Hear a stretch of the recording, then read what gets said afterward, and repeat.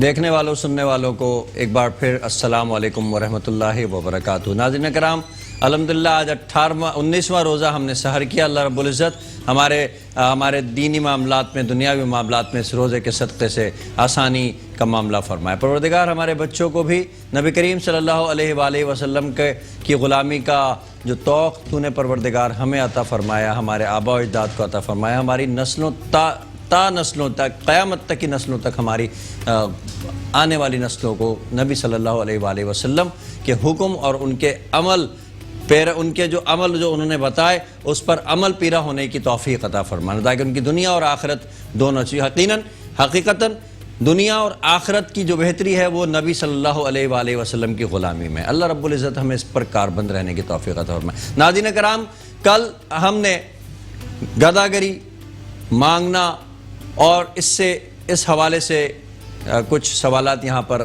اپنے ممتاز عالم دین جناب مفتی منیب اقبال صاحب کے سامنے رکھے تھے، جس کا انہوں نے بڑے بخیر و خوبی بہت اچھے انداز میں ہمیں الحمدللہ اس حوالے سے آگاہ کیا تھا، لیکن کچھ چیزیں ہمیں ایسا احساس ہوا کہ رہ گئی ہیں جس پر کہ مزید گفتگو کرنا باقی ہے۔ اسی حوالے سے اسی ٹاپک کے اوپر، کیونکہ رمضان ایک ایسا بابرکت مہینہ ہے کہ ہر شخص چاہتا ہے کہ اس مہینے میں سخاوت کے معاملے کو جو ہے وہ دراز رکھے، اپنے ہاتھ کو کھلا رکھے اور جو کچھ وہ اللہ کی راہ میں خرچ کر سکتا ہے وہ خرچ کرے، لیکن وہ جسے دے رہا ہے، آیا کہ وہ جس کو دیا جا رہا ہے اور جو لے رہا ہے وہ اس کا حقدار ہے بھی یا نہیں، اور ہمارا جو صدقہ یا خیرات یا جو زکوٰۃ ہے یا جو ہم کچھ دے رہے ہیں، چیریٹی کر رہے ہیں، وہ ہماری صحیح ہاتھوں میں پہنچ رہی ہے یا نہیں پہنچ رہی۔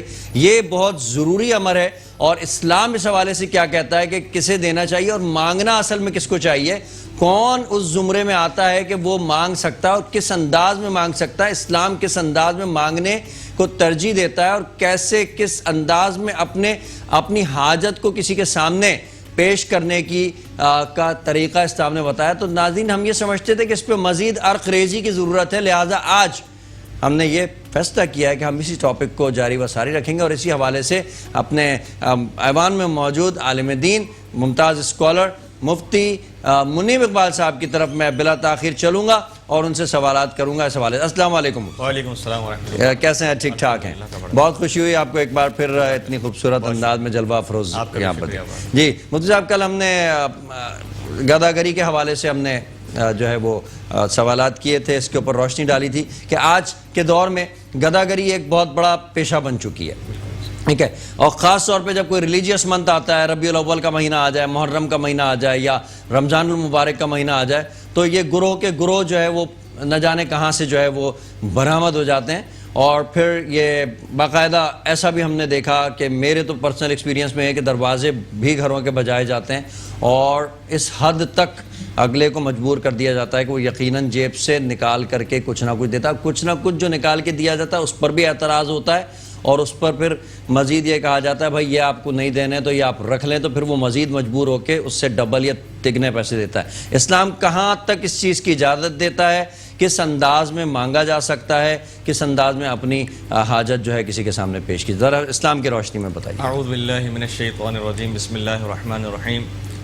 کل کی گفتگو میں بھی آپ کی خدمت میں یہ عرض کیا تھا، ناظرین کی خدمت میں، کہ قرآن مجید میں ارشاد ہے فَمَنِ اضْطُرَّ غَيْرَ بَاغٍ وَلَا عَادٍ، جہاں پر اللہ تعالیٰ نے حکم ارشاد فرمایا نا کہ خون حرام ہے، خنزیر حرام ہے، مردار کا گوشت حرام ہے، وہ فرمانے کے بعد پھر آگے اللہ تبارک و تعالیٰ نے کنٹینیو فرمایا کہ فَمَنِ اضْطُرَّ غَيْرَ بَاغٍ وَلَا عَادٍ، اگر انسان اتنا مجبور ہو جائے کہ اسے لگے کہ اب اگر میں نے مردار کا گوشت نہیں کھایا تو پھر میری جان چلی جائے گی، میں مر جاؤں گا، اب اگر میں نے خون کا استعمال نہیں کیا یا میں نے کوئی حرام کام، مطلب یہ جو خنزیر کا گوشت ہے وہ نہیں کھایا، تو میں اپنی جان سے ہاتھ دھو بیٹھوں گا۔ ٹھیک، صرف اتنی مقدار کھانے کی اجازت علماء کرام نے دی کہ اس مقدار میں اس کی جان بچ جائے، بس صرف اور صرف وہ اتنا استعمال کر سکتا ہے۔ اللہ نے اگر ایک شخص ایسے بیابان میں ہے، ریگستان میں ہے کہ اس کے پاس سوائے ایک مردہ جانور کے کچھ نہیں ہے یا ایک خنزیر کے کچھ نہیں ہے، وہ 4 5 6 دن ہو گئے، اتنا بھوکا ہے کہ اب اس کی جان چلی جائے گی، اس نے مجبوری میں آ کر صرف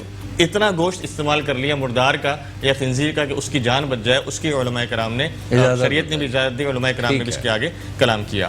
اب جہاں تک رہا سوال کرنے کا معاملہ، تو اس میں بھی علماء کرام نے اسی بات کو آگے بڑھایا، قیاس کیا اس پر کہ جب انسان اتنا مجبور ہو جائے کہ اب نہیں مانگوں گا تو میری جان چلی جائے گی، میرے پاس کھانے کے لیے کچھ نہیں ہے، جیب میں اتنے بھی پیسے نہیں ہیں کہ میں ایک ڈبل روٹی یا ایک روٹی لے کر کھا سکوں، اور اب ایسی پوزیشن آ گئی ہے کہ اب میں نے کسی سے نہیں مانگا تو نہ مانگنے کی وجہ سے میں پیٹ میں کچھ نہیں ڈال سکوں گا، اور جب پیٹ میں کچھ نہیں جائے گا تو میری جان چلی جائے گی، یہ کنفرم بات ہے۔ تو اب اتنی لمٹ میں وہ کسی کے آگے ہاتھ پھیلا سکتا ہے، سوال کر سکتا ہے۔ اس میں علماء کرام نے پھر شرطیں بھی رکھی کہ وہ کس طرح سوال کرے گا۔ سب سے پہلے وہ اپنے قریبی رشتہ داروں سے سوال کرے گا، اور سوال بھی اس انداز میں کرے گا کہ اکیلے میں کرے، کسی کو اس بات کا احساس نہ ہو کہ وہ مانگ رہا ہے، عزت نفس جو ہے مجروح نہیں ہونی چاہیے، تاکہ مانگنے والے کی عزت نفس مجروح نہ ہو۔ دوسرا، اگر وہ سب کے سامنے علل اعلان مانگے گا تو یہ موٹیویشن ہے دوسروں کے لیے بھی کہ آپ بھی مانگیں میں بھی مانگوں، تو کسی کو غلط کام پہ موٹیویٹ بھی نہیں کرنا ہے، تو کھل کر مانگنا۔ جیسے ہم کہتے ہیں نا کہ مسجدوں میں کھل کر مانگتے ہیں لوگ، تو علماء اس کی ممانعت کرتے ہیں، یہاں تک کہ مسجد میں تو سوال کرنے کے مختلف احکام ہیں کہ سخت حرام ہے مسجد میں سوال کرنا، لیکن وہ جب آپ علل اعلان لوگ اس طرح کرتے ہیں مسجدوں میں یا روڈوں پر علل اعلان مانگ رہے ہوتے ہیں، تو یہ کیا ہے، موٹیویشن ہے دوسروں کے لیے، اس سے بھی علماء کرام نے منع فرمایا۔ تو جہاں تک رہی مانگنے کے جائز ہونے کی بات، تو وہ صرف اسی مقدار میں جائز ہے۔ اب اگر ہم اس چیز کو آگے بڑھائیں تو جیسا کہ آپ نے بات کیا کہ یہ اسلامی مہینوں کے اندر ایک خاص ٹولہ ہے یا گروہ ہے، یا ہم اس کو دوسرا لفظ مافیا کا دے سکتے ہیں۔ یہ کیا مافیا ہے، یہ لوگ کہاں سے آتے ہیں، یہ لوگ کون ہے، یہ نہیں پتہ لگتا۔ بعض اوقات تو ان کی حالت دیکھ کے ایسا لگ رہا ہوتا ہے کہ ان کے کپڑے شاید ہمارے کپڑوں سے اچھے ہیں، اور ان کا رہن سہن اور ان کی بات کرنے کا اسٹائل، ان کی گفتگو کا انداز، اور شاید وہ ہم سے اچھی انگلش بول رہے ہوتے ہیں، اور ہمیں یہ بات بڑی حیرانگی ہوتی ہے کہ یہ ہم سے سوال کر رہے ہیں، ہم سے مانگ رہے ہیں۔ پھر جیسا کہ آپ نے بتایا کہ اتنا مجبور کر دیتے ہیں، گھر کا دروازہ بجانا، اتنا مجبور کر دینا کہ سامنے والا اپنی عزت میں آ کر اپنی جان چھوڑانے کے لیے کچھ نہ کچھ دے دیتا ہے کہ بھائی میری جان چھوڑ دو۔ تو یہ رویہ تو انتہائی جس کو کہتے ہیں کہ مذمت کے لائق ہے کہ آپ سامنے والے کو اتنا ایموشنلی بلیک میل کرتے ہیں، اس کو آخرت کی جو ہے وہ دھمکیاں دیتے ہیں، دھمکی اللہ معاف کرے، اور بد دعائیں دیتے ہیں، اس انداز میں لوگوں کو وہ ٹریپ کرنے کی کوشش کرتے ہیں۔ اور جو ہم جیسا شریف آدمی ہوتا ہے وہ بد دعا سے ڈرتا ہے، بالکل ایسا، اللہ نہ کرے قبولیت کی گھڑی ہو، کسی کی آہ لگ جائے تو ہمارا کیا ہو، جبکہ وہ بلیک میل کر رہا ہوتا ہے، بالکل ایسا ہی۔ اور بزرگوں نے فرمایا کہ ایسوں کی تو بد دعا بھی نہیں لگتی، ایسوں کی بد دعا بھی نہ دعا لگتی ہے۔ تو میں چاہ یہی رہا تھا کہ اس طرح کے لوگوں کے لیے کوئی ایک ایسی وعید سنا دیں کہ بھائی یہ کچھ بھی کہتے رہیں یا آپ کو کسی بھی قسم کا ایموشنلی آپ کو جو ہے ٹارچر کرتے رہیں، ہم نے اگر کوئی عمل اس پہ ہم نے ریاکشن نہیں کیا تو ہمیں کوئی اس کے حوالے سے کسی قسم کا نقصان یا ہمارے اوپر لاگو نہیں ہوتا کوئی۔ حضور علیہ الصلوۃ والسلام کی حدیث ہے، حضور نے ارشاد فرمایا کہ جو شخص مفہوماً عرض ہے کہ جو شخص ناجائز سوال کرتا ہے اور ناجائز سوال کر کے اپنے پیٹ میں کچھ ڈالتا ہے تو وہ گویا کہ پیٹ میں کچھ نہیں ڈال رہا بلکہ آگ کا انگارہ ڈال رہا ہے، جہنم کی آگ کا انگارہ ڈال رہا ہے، جبکہ اس کے لیے مانگنا جائز نہیں، تو یہ جس طرح کا مافیا چل رہا ہے اور جس طرح کے لوگ ہم سے سوال کر رہے ہوتے ہیں جن طریقوں سے، تو یہ تو ویسے بھی شرعی طور پر کام جائز نہیں ہے۔ بالکل بالکل، مطلب اس کی مثال ایسا ہے کہ کوئی شخص آپ کا گھر دروازہ بجائے اور آپ سے کہے کہ مجھے شراب دے دو، اور آپ بولے نہیں میں تو شراب دے نہیں سکتا، یہ تو حرام ہے، آپ کو وہ بد دعائیں دینا شروع کر دے کہ تم مجھے شراب نہیں دے رہے ہو، میں تمہیں بد دعا دوں گا، تمہیں جہنم ملے تم مجھے شراب نہیں دے رہے، تو ایسے میں آپ کیا اس کو شراب دیں گے؟ کیا آپ یہ سوچیں گے کہ یہ بد دعا مجھے لگ جائے گی؟ کیونکہ وہ تو حرام کام آپ سے سوال کر رہا ہے۔ بالکل سیم اسی طرح جب اگر آپ سے کوئی ناجائز سوال کر رہا ہو اور آپ کو معلوم ہو کہ یہ آپ کو ایموشنلی بلیک میل کر رہا ہے، جب آپ رستے میں جا رہے ہو اور کوئی شخص اپنی بیوی اور چھوٹی بچی کو لے کر کھڑا ہوگا، آپ ایموشنل بلیک میل ہوں گے، یہ سوشلی بلیک میلنگ ہے کہ آپ اس کو دیکھ کر کہتے ہیں کہ یار میں اتنے اچھے گھر میں رہ رہا ہوں، یا اللہ نے مجھے دیا ہوا ہے، اس کو نہیں دیا ہوا تو اس کو کچھ دے دوں، بعد میں پتہ لگتا ہے یہ آپ سے اچھے گھر میں رہ رہا ہوتا ہے، لیکن یہ ایک چونکہ مافیا ہے تو یہ پورا سلسلہ چل رہا ہے۔ تو دینے والوں سے جو ناظرین میرے دیکھ رہے ہیں، آپ کے ماشاءاللہ پروگرام کے توسط سے میں ان کے ذہن میں ضرور بات ڈال دوں کہ اگر وہ ناجائز مانگ رہے ہیں اور آپ کو کنفرم ہے تو پھر آپ ان کی بد دعا سے نہ ڈریں۔ مطلب جو غیرت مند ہوگا وہ سوال ہی پیدا نہیں ہوتا کہ باہر نکل کے وہ ہاتھ پھیلا دے، ایسا ہی کوئی آسان کام ہے کسی سے مانگنا، لوگوں کے رونگٹے کھڑے ہو جاتے ہیں، سوچتے ہوئے بندہ وہ ہو جاتا ہے کہ میں کسی سے کیسے مانگوں، اور یہ لوگ بلا دھڑک مانگ رہے ہیں، اس کا مطلب یہ لوگ پروفیشنل ہیں۔ ایک پروفیشنل بندہ یہ کام کر سکتا ہے نا کہ جو اتنا بلا جھجک کسی کے سامنے بھی کھڑا ہو کر بول دے، تو اس کے لیے پروفیشنلزم کی ضرورت ہے، پریکٹس کی ضرورت ہے، اور پریکٹس کیسے ہوتی ہے جب بندہ بہت عرصے سے یہ اچھا اب وہ 1 روپے یا 2 روپے کے سکے کے اوپر معاملہ ٹل نہیں رہا ہے، یہ بھی ایک بڑا مسئلہ ہو گیا، وہ 50 روپے 100 روپے 500 روپے اور 1000 روپے کا نوٹ ان کو چاہیے ہوتا ہے، یہ بھی ایک بڑا مسئلہ ہو گیا۔ اللہ تعالیٰ کرم فرمائے، وہ جیسے ایسے دور آگے بڑھا، انفلیشن کا دور ہے، مہنگائی بڑھتی جا رہی ہے، 10 روپے میں ہمارا کیا ہوتا ہے۔ واقعی میں آپ نے بالکل صحیح فرمایا کہ اگر آپ ان کو کم پیسے دیں تو ہمارا مذاق اڑاتے ہیں مذاق یار اس کو تو مجھ سے زیادہ ضرورت ہے, آپ اس کو 10 روپے دیں گے, آپ کو 20 روپے دے گا, بھائی تو رکھ لے, تجھے میرے سے زیادہ ضرورت ہے. اللہ معاف کرے, ایسی حالت ہو گئی ہے. خیر ان پروفیشنل گدھا گروہ کے بارگاہ میں عرض یہی ہے کہ اگر وہ آپ کے پروگرام کے توسط سے دیکھ رہے ہیں کہ یہ اپنی آخرت کی فکر انسان کو خود کریں. دیکھیں جو دینے والا ہے نا اس کا صدقہ ادا ہو رہا ہے, ٹھیک ہے, دینے والے نے بھی اپنی قبر میں جانا ہے, لینے والے نے بھی اپنی قبر میں جانا ہے, تو انسان اپنی قبر کی فکر کرے. لیکن پہنچے تو حقدار تک پہنچے نا, یہ بھی تو ایک ضروری چیز ہے. اگر انسان مجبوراً دے رہا ہے نا کہ یار میری جان چھوڑی ہے, میری کھڑکی پہ کھڑا ہے ایک شخص, اب ہم کہیں آپ ہوٹل پہ کھانے کے لیے بیٹھتے ہیں, وہ اوپن ایئر ریسٹورنٹ ہوتا ہے, یا اکثر دیکھا ہے کہ چائے کے ہوٹل وغیرہ پہ جو لوگ بیٹھے ہوتے ہیں تو ان کے پاس چھوٹے چھوٹے بچے آ جاتے ہیں یا لوگ آ جاتے ہیں, اور وہ ان کے اتنا پیچھے پڑ جاتے ہیں کہ آپ اپنے اوپر سے ٹینشن ہٹانے کے لیے کہ یہ میرے ٹیبل پہ کھڑا ہے, اس کو میں کچھ دے کے روانہ کروں, تو یہ بھی ایک زبردستی والا کیفیت ہوتی ہے. لیکن جب آپ پے کرتے ہیں تو آپ کی طرف سے جو صدقہ ہے وہ ادا ہو جاتا ہے, آپ کو اس کا ثواب ملتا ہے. اچھا یہ جو اس میں سگنلز کے اوپر کھڑے ہوئے ہوتے ہیں, آپ سگنلز پہ جائیں کھڑے ہوں گے, آپ بازار میں چلے جائیں وہاں پہ کھڑے ہوتے ہیں, یہ اکثر اس میں ان کا مقصد منشور جو ہے وہ پیسہ لینا نہیں ہوتا, بلکہ یہ آپ کا موبائل یا دوسری چیزیں سنیچنگ میں میرے ساتھ بھی ایکسپیرینس ہو چکا. کیا فرماتے ہیں کہ ان لوگوں کو قریب بلانا, ان لوگوں کو دینا جائز ہے؟ انسان جتنی احتیاط کرے بہتر ہے. اور آپ نے جیسے بات کی موبائل اسنیچنگ وغیرہ کی, بالکل صحیح بات ہے.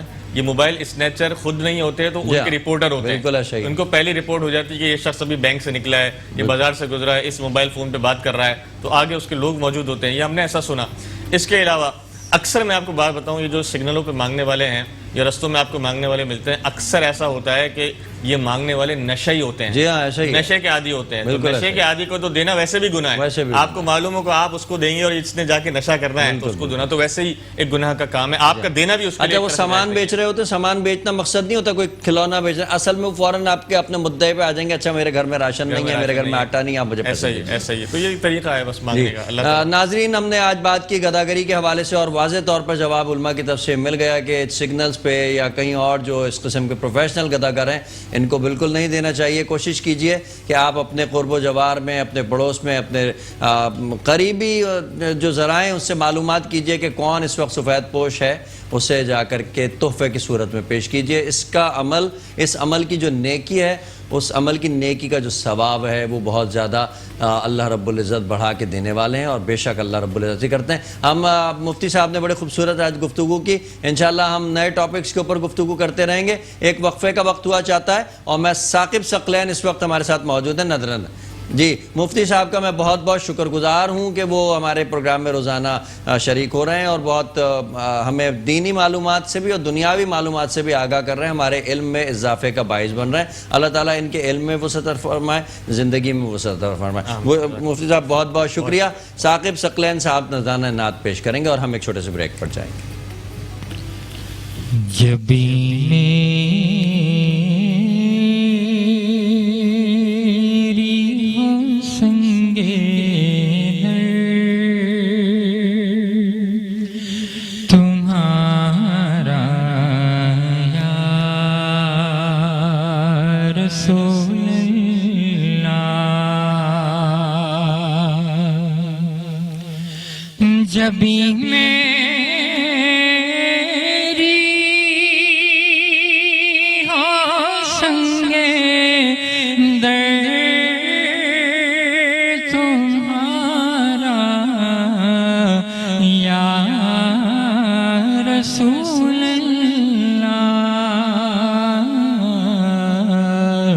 یہی ہے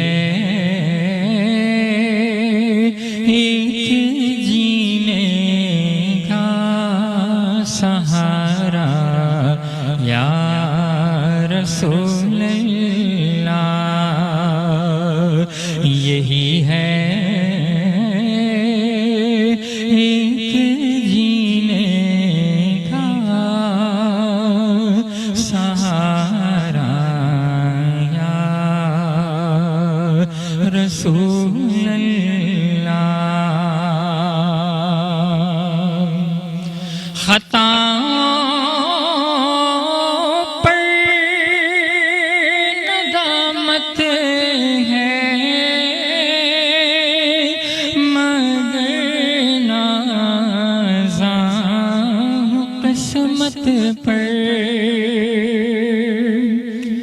خطا پر ندامت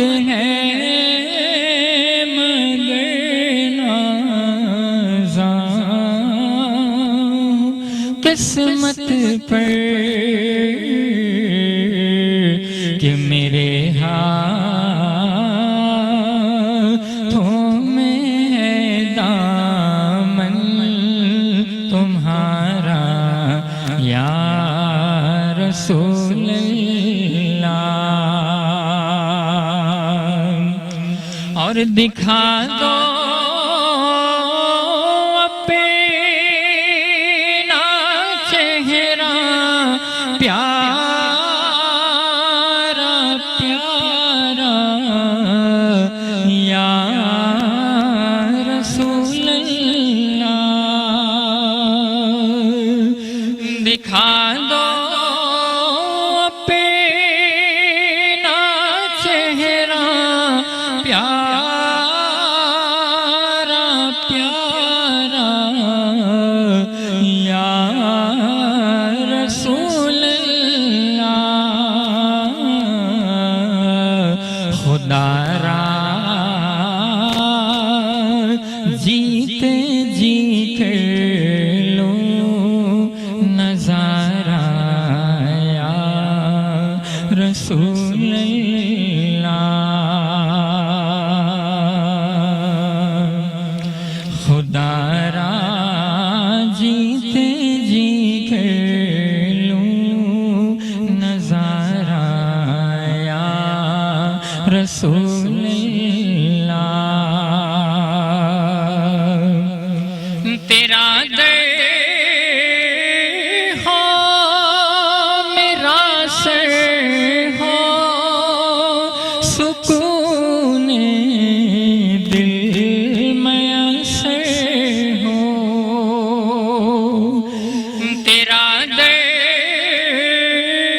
ہو میرا سر ہو سکون دل میسر ہو، آقا پھر کب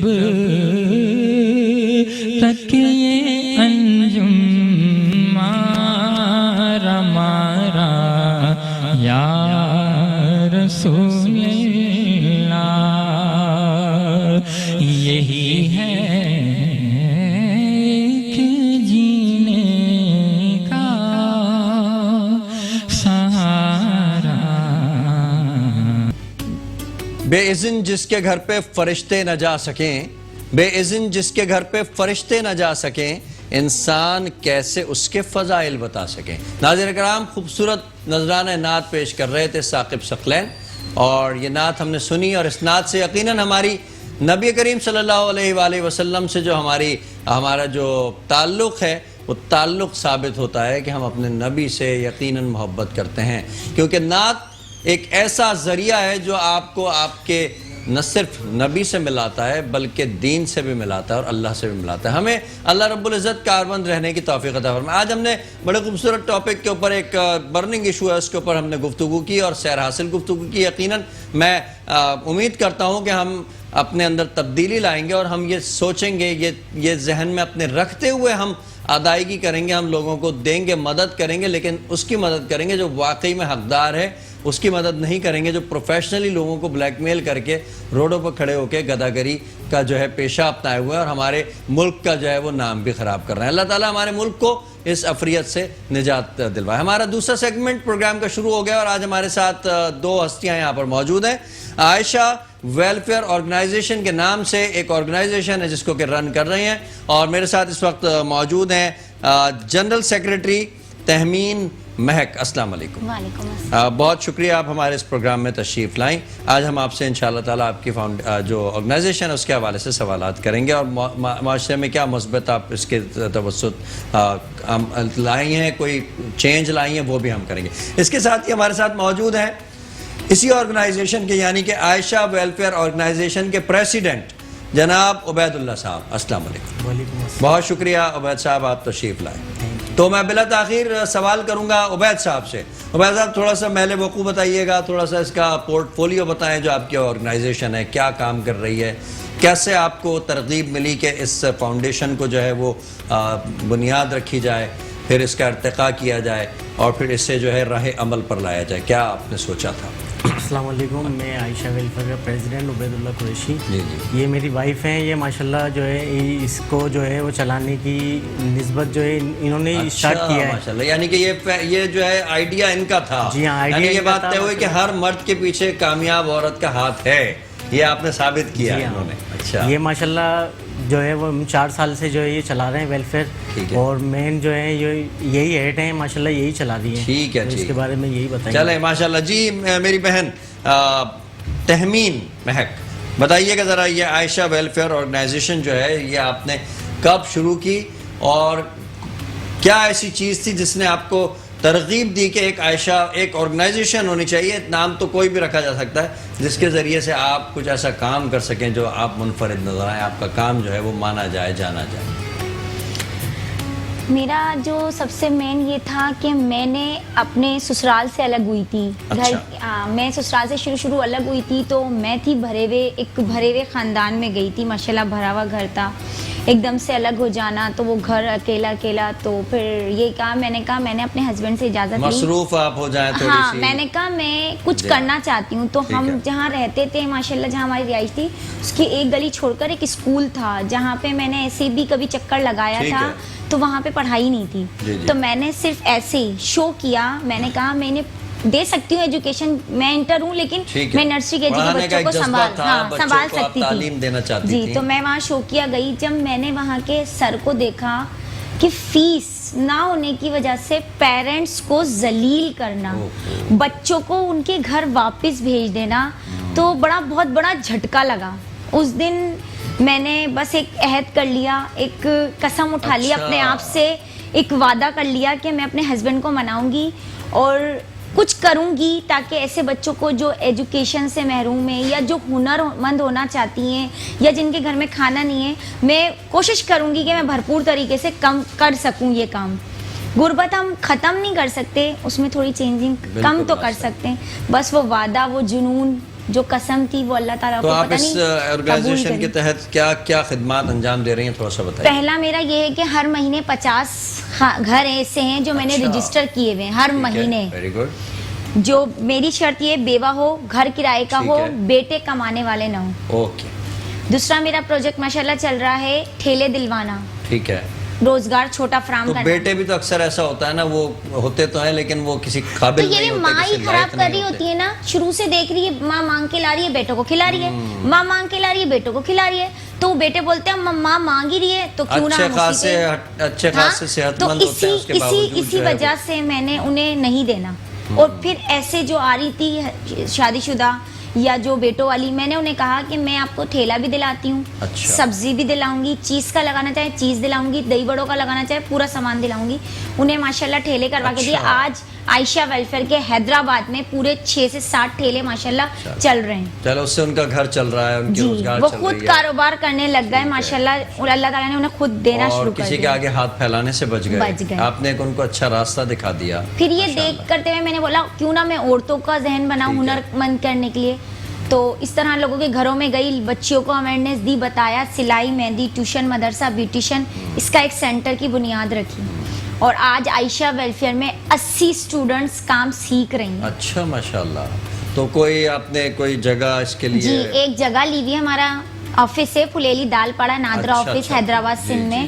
ادھر ہم نے کلاسز کی ٹائمنگ ہے 1 سے 5, 5 سے 3 سے 5 اس طرح سے. تو کیا سکھا رہی ہیں آپ بچے؟ سلائی, مہندی, ٹیوشن, مدرسہ, بیوٹیشن. تو یہ آگے چل کے اس کا اسکوپ جو آپ نے فیکلٹیز رکھی ہوئی ہیں, اس کا کیا اسکوپ ہے آگے چل کر کے؟ بھائی ہوئے لوگوں میں اویئرنیس آئی ہے, لوگ سیکھنا چاہتے ہیں آگے. میں نے ماشاءاللہ اپنا کوئی چھوٹا موٹا کاروبار کر لیتی ہیں, ہاں, اس طرح سے سیکھ کر اپنے گھر میں ہی ایک کنگا اٹھانے کے 200 روپے لے رہی ہیں. اچھا. ایک صرف ہیئر اسٹائل بنانے کے. واہ واہ واہ. ماشاءاللہ 40 لڑکیاں میرے یہاں سے سیکھ کے جا چکی ہیں, اور اپنا خود کا بیوٹیشن, مہندی سینٹر کھول. Free of cost? جی ہاں, جو لڑکیاں افورڈیبل ہیں وہ ہمارے گلے میں صرف 10 روپے ڈالیں گی, اور جو مہندی کی کلاس ہے اس میں 5 کا سکہ ڈالنا. چلیں, اب یہ تو ہمیں آپ کے جو اغراض و مقاصد ہیں, آپ کا جو منشور ہے وہ سمجھ میں آ گیا کہ آپ اس کام کے ذریعے اپنے ملک کے بے روزگار اس طبقے کی مدد کرنا چاہتی ہیں, خاص طور پہ خواتین کی, بچیوں کی,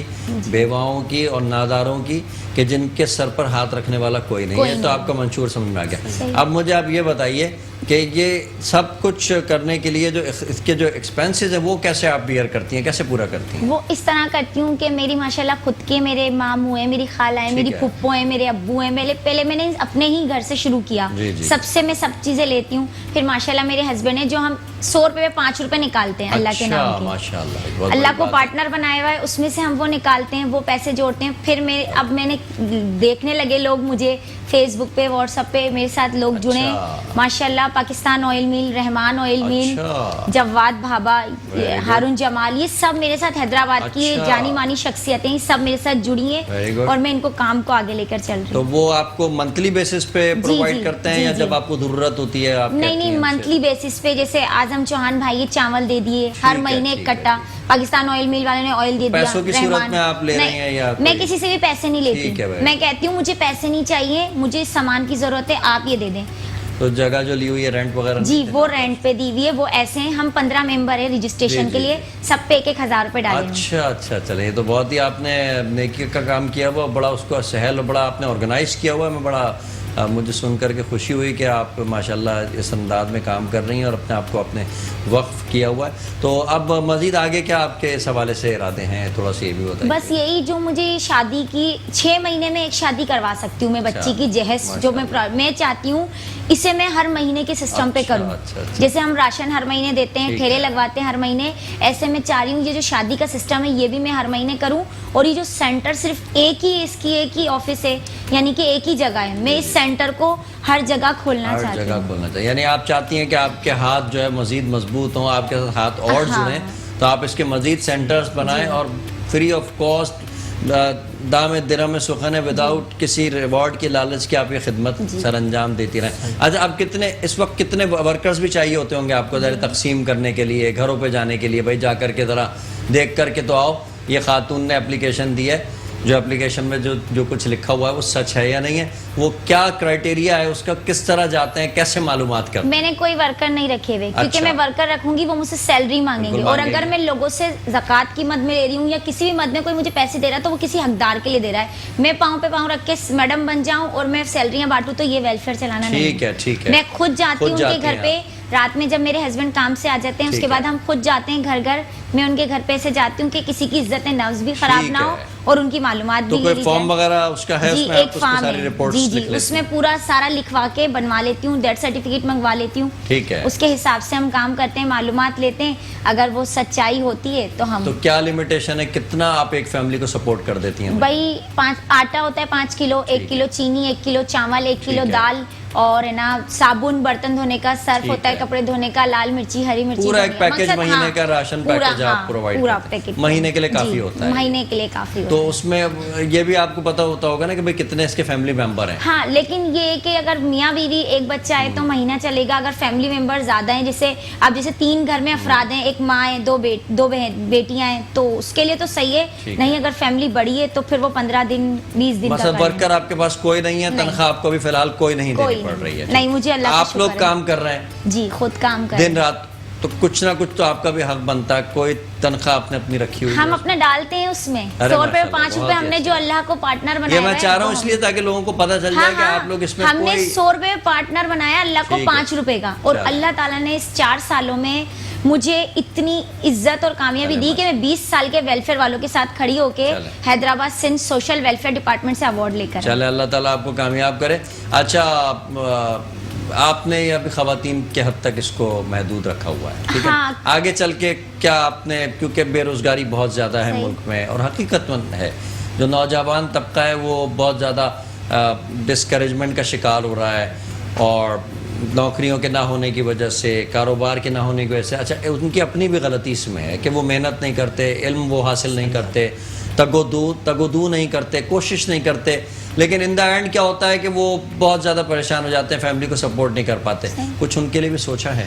ہاں سوچا ہوا ہے. میں جتنی بھی انڈسٹریاں ہیں یہ جو بڑی بڑی ہیں, میں ان لوگوں سے یہ کہوں گی کہ مجھے ان سے پیسے نہیں چاہیے, کچھ نہیں, مجھے لوڈر دیا جائے, رکشے دیے جائیں, گاڑیاں دی جائیں, جس طرح بھی میں کاروبار دے سکوں نا لوگوں کو میں دوں گی. پر بس میں جہاں تک میری آواز پہنچی ہے ان سے یہی کہوں گی کہ ہمیں سامان پہنچایا جائے, جو جس حقدار کا حق ہے میں اس تک پوری کوشش کروں گی کہ میں دے سکوں. ٹھیک ہے جی محترمہ تہمین ہمارے ساتھ موجود ہیں اور ایک آرگنائزیشن عائشہ ویلفیئر آرگنائزیشن چلا رہی ہیں، فری آف کاسٹ ٹریننگ بھی دے رہی ہیں خواتین کو، بچیوں کو، لوگوں کے گھروں پر، بیوہ ناداروں کے گھروں پر راشن ماہانہ پہنچا رہی ہیں اور حساب سے بھی مدد کر رہی ہیں۔ اللہ تعالیٰ ان کو اس میں کامیاب فرمائے۔ ایک چھوٹے سے بریک کا وقت ہوا، اس کے بعد آتے ہیں اور مزید ان کے اغراض و مقاصد کو ہم جانتے ہیں۔ خوش آمدید ناظرین، ایک بار پھر آپ کا برکت رمضان سحر ٹرانسمیشن میں خیر مقدم۔ امید کرتا ہوں کہ آپ اس ٹرانسمیشن کو پسند کر رہے ہوں گے اور حقیقتاً جہاں جہاں تک میری رسائی ہے، جو لوگ مجھے مل رہے ہیں، میرے دوست احباب اور جاننے والے، اور وہ لوگ بھی جو مجھے نہیں جانتے تھے، انہوں نے بھی الحمدللہ اس پروگرام کی تعریف کی اور یہ کہا کہ واقعی میں ایک منفرد پروگرام ہو رہا ہے جس میں مذہب اور دنیاوی معاملات دونوں کو یکجا کر کے ایک گلدستہ بنا کر کے پیش کیا جا رہا ہے، جس سے ان کا انٹرسٹ جو ہے وہ کریٹ ہو رہا ہے۔ ہم روحانی مسائل کو بھی اجاگر کر رہے ہیں، ہم دنیاوی نجی مسائل کو بھی اس میں فوکس کر رہے ہیں، ہم امیٹیٹ کر رہے ہیں ان معاملات کو جو دنیا میں بہتری کے لیے کیے جا رہے ہیں، اور اسی بہتری کے حوالے سے آج ہم نے جو ٹاپک چوز کیا تھا گدھا گری کا، مانگنے کا، اس کے اوپر بھی ہم نے سیر حاصل گفتگو کی۔ اسی حوالے سے میں سوال کروں گا، کیونکہ اب جو دوسرا سیگمنٹ ہمارا چل رہا ہے جس میں یہ آرگنائزیشن جو لوگوں کی مدد کر رہی ہے، اس آرگنائزیشن کا بھی اصل مقصد یہی ہے کہ ان لوگوں کی مدد کی جائے، ان ہاتھوں کی مدد کی جائے جو کسی کے مدد کے بغیر جو ہے وہ ابھی اپنی کوششوں سے اپنے آپ کو آگے بڑھانے کی کوشش کر رہے ہیں۔ تو اسی حوالے سے میرا سوال ہے میری بہن آپ سے، یہ بتائیے کہ کوئی آپ کے پاس آ جاتا ہے پیشہ ور گدھا گر، آ گیا آپ کے دروازے پر آ کر کے کھڑا ہو گیا، میرے پاس تو کھانے کو کچھ نہیں ہے، آپ پھر کیا کریں گے؟ ایسے مدد کریں گی اس کی یا آپ اس کو پروموٹ نہیں کریں؟ میں نہیں کرتی۔ ٹھیک ہے، مجھے میری فیملی بھی بولتی ہے دے دو، تم اتنی سخت دل ہو۔ میں نے بولا مجھے پتا ہے، میں نے ہر 4 سال ہو گئے اس چیز کو دیکھتے ہوئے، یہ عادت ہی ہے، اس کی عادت پڑ گئی۔ آپ نے کیا ایکسپیرینس کیا ہے یہ جو گلی کوچوں محلوں کے اندر سگنلوں کے اوپر، مساجد کے باہر جو کھڑے ہوتے ہیں، ہوٹلز کے باہر کھڑے ہوتے ہیں، ان کا اصل مقصد کیا ہوتا ہے؟ کیا واقعی میں مجبور ہوتے ہیں یا ان کی زندگی کا مقصد یہی ہوتا ہے؟ بس یہ مقصد ہے ان کی زندگی کا، کوئی مجبوری نہیں۔ میں نے خود جا کر دیکھا ہے ایک عورت کا آنا اور ایک راشن کے لیے اپنے شوہر کو مار دینا، اس سے بڑی کیا بات ہو سکتی ہے؟ یعنی کہ زندہ تھا شوہر؟ میں اس کے شوہر سے ہی پتہ پوچھ رہی ہوں جا کے، جب میں اس کی معلومات لینے گئی کہ یہ کون ہے تو کہا اس نے میری بیوی ہے، میرے پاؤں کے نیچے زمین نکل گئی۔ ناظرین ذرا دیکھیے گا اور جانیے گا کہ کس حد تک انسان گزر جاتا ہے کہ ایک کوئی مانگنے والی ان کے پاس آئی اور اس نے ان سے کہا کہ جی مجھے راشن چاہیے اور یہ چیزیں چاہیے، میرا شوہر خدا نخواستہ اب اس دنیا میں موجود نہیں ہے، اس کا انتقال ہو گیا ہے۔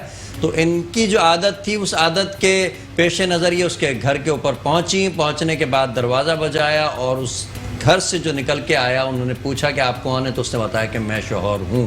آپ اندازہ لگائیے کہ ہم کس قدر گر جاتے ہیں کچھ لینے کے لیے، حاصل کرنے کے لیے، لہٰذا بہت ضرورت ہے کہ پیشہ ور گدھا گروں سے بچا جائے۔ تو آپ یہ ریکومینڈ کرتی ہیں کہ کسی صورت میں بھی ان کو ایک پائی بھی نہ دی جائے؟ جی میں یہی کہوں گی کہ ان لوگوں کو نہیں دیا جائے اور حقداروں کو دیا جائے۔ ہاں جو حقدار ہیں، بھلے اداروں میں بھی نہیں جاؤ، آپ اپنے آس پڑوس میں دیکھو، اپنے رشتہ داروں میں دیکھو، یہ بس یہی کہوں گی میں۔ اور ایک بات میں یہاں کہنا چاہتی ہوں کہ آج جو میں یہاں ہوں نا، سب سے پہلے تو میرے ماں باپ کی دعا اور میرے ماں باپ کا ساتھ۔ والدین آپ لوگ دیکھ رہے ہیں اور ان کے لیے، ان کی طرف سے آپ کے لیے بہت ساری دعائیں، اور یہ آپ کی جو کوشش اور محنت ہے اس پر یہ آپ لوگوں کے لیے بہت ساری دعائیں کر رہی ہیں اور اس کو فخریہ انداز میں یہاں پہ بیان کر رہی ہیں کہ جو کچھ میں نے اب تک سیکھا ہے، جو کچھ میں ہوں، اس میں میرے ماں باپ کی بہت بڑی سپورٹ ہے۔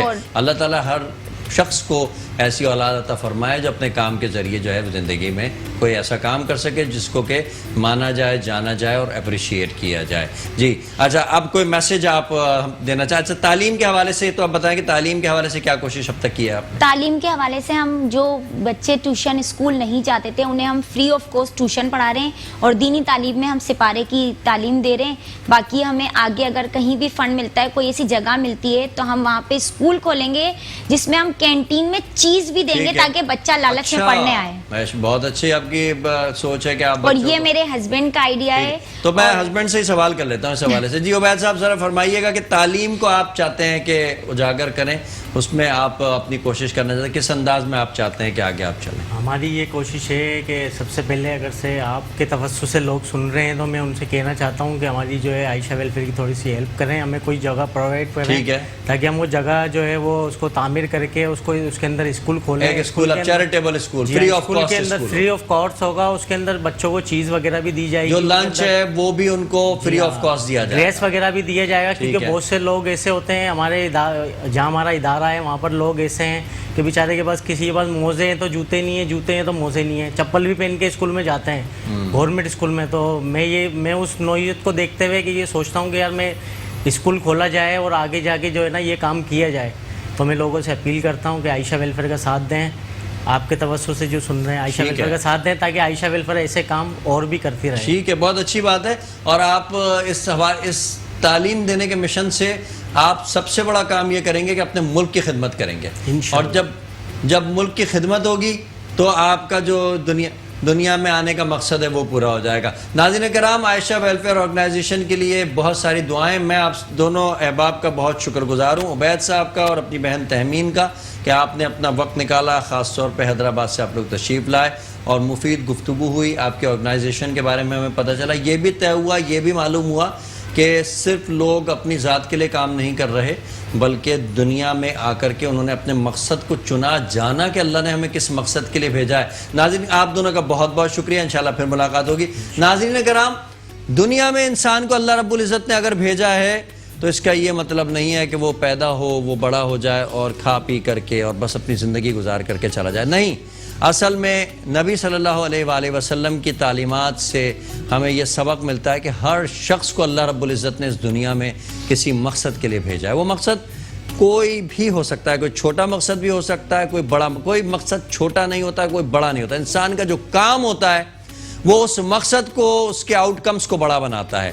اور وہ شخص جو اپنے مقصد کو جان لیتا ہے, جو یہ پہچان لیتا ہے کہ اسے اللہ رب العزت نے کس مقصد کے لیے اس دنیا میں بھیجا ہے, جیسا کہ آج ہمارے سامنے مثالیں موجود ہیں کہ یہ دو احباب ایک بہت چھوٹے سے لیول سے چلے, زیرو ہی سے چلے, لیکن آج یہ ماشاءاللہ 50-60 فیملیوں کی کفالت کر رہے ہیں, کئی بچوں کی یہ دیکھ بھال کر رہے ہیں, بہت سارے گھروں کے اندر یہ راشن پہنچا رہے ہیں. ان کے توسط سے اللہ تعالیٰ ان کے معاملات کو چلا رہا ہے. تو انہوں نے اصل میں اپنے مقصد کو جانا, اپنے مقصد کو پہچانا اور یہ طے کیا کہ اللہ رب العزت نے اصل میں ہمیں بھیجا ہی اس مقصد کے لیے ہے. تو کوشش کریے کہ اپنا جو بھی کام آپ کر رہے ہیں اس کے ساتھ کچھ ویلفیئر کے کام کرنے کی بھی سوچئے اور کوشش کیجئے کہ اپنے مقصد کو پہچانیے. کل تک کے لیے اپنے میزبان سید عمار بابر کو اور مہمانان گرامی کو اجازت دیجئے. انشاءاللہ کل پھر ایک خوبصورت ٹاپک کے ساتھ ہم حاضر ہوں گے, اور اس وقت کے لیے اللہ حافظ. نذرانہ نعت پیش کریں گے ایوان میں موجود خوبصورت انداز میں نعت پیش کرنے والے ثنا خان محترم ثاقب ثقلینی صاحب. نذرانہ نعت پیش کریں گے. حدود طاہر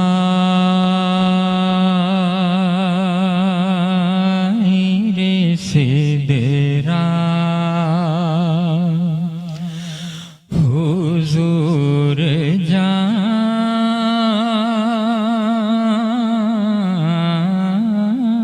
جانتے ہیں